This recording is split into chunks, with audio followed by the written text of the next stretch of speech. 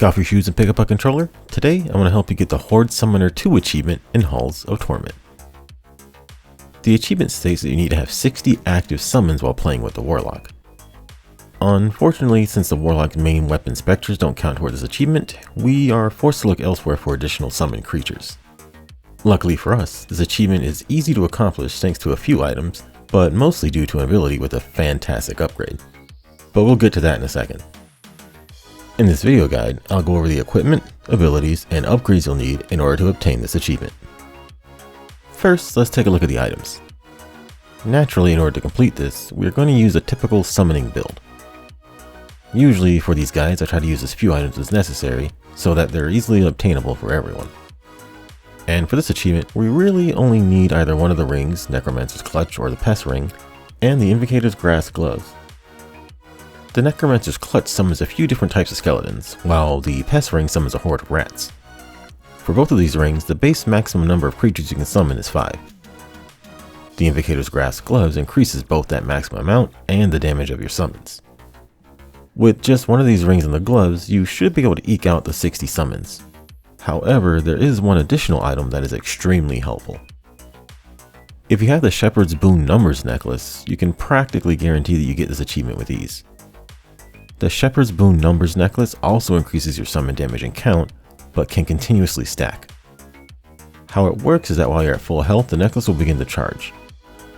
Once it's fully charged up, it will gain a stack, and your damage and summon count will increase by a percentage. If you take a look at the Shepherd's Boon in your equipment section during a run, you can see it charging while your health remains full. You can also see how far away it is from a full charge and the current percent bonus it confers.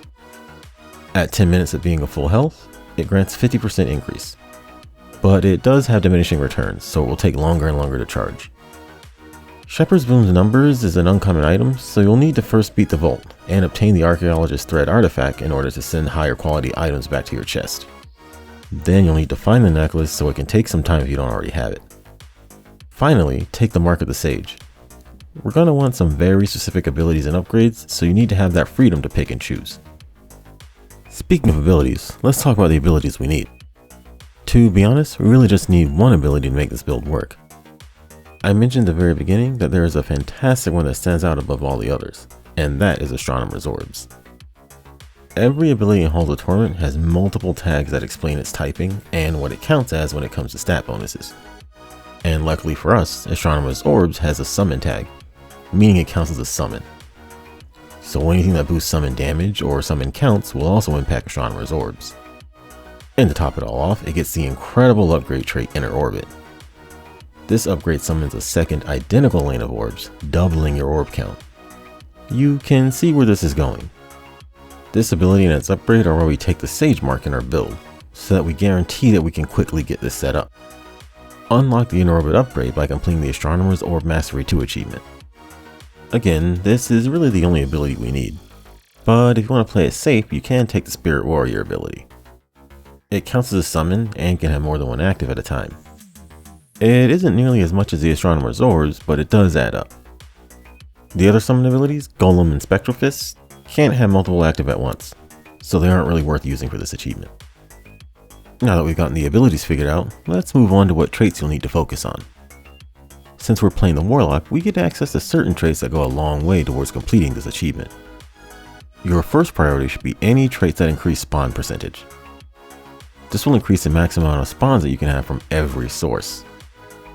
While not strictly necessary, it may be worth using a Reverberant Tincture potion on these traits in order to get the achievement faster. Next, you want to rush to get any traits for Astronomer's Orbs so that we can quickly get the Inner Orbit upgrade. If you're lucky enough to get the +1 orb trait, take it. If you use a Reverberant Tincture here, you'll end up with 4 orbs from one trait. Not a bad deal at all. Finally, we want to increase the Multi-Strike. The total orb count from Astronomer's Orb keys off a Multi-Strike, so the higher the value, the more orbs spawned. In fact, before we set foot inside the halls, make sure you go to the Scriptorium and adjust your Warlock Torment shards. Set all or most of your points to Multi-Strike to give yourself a nice head start. And that's pretty much all the traits you'll need to focus on. You may need to increase your damage as the run goes on, but make sure to give most of your upgrades to these traits we listed. You can complete this challenge on any hall, but for your sanity, you should do it on normal mode and one of the earlier maps. Before you start your run, make sure you have the achievement selected so that it shows up on your HUD. It's just a good reminder of how far off you are, or if you need to restart the run and swap some items around. Once you start, make sure you take Astronomer's Orbs with the first ability tome. Then be sure to level as often as you can so you can quickly get the upgrades for it. If you want another ability to boost your summon count, don't forget to pick up Spirit Warrior. Then just keep playing like normal, making sure to prioritize any spawn amount increasing traits. Before you know it, you'll have 60 summons and that achievement pot will be yours.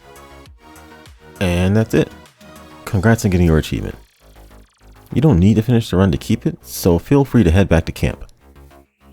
If you found this video helpful, please like and subscribe to the channel. Were you able to get the Horde Summoner achievement?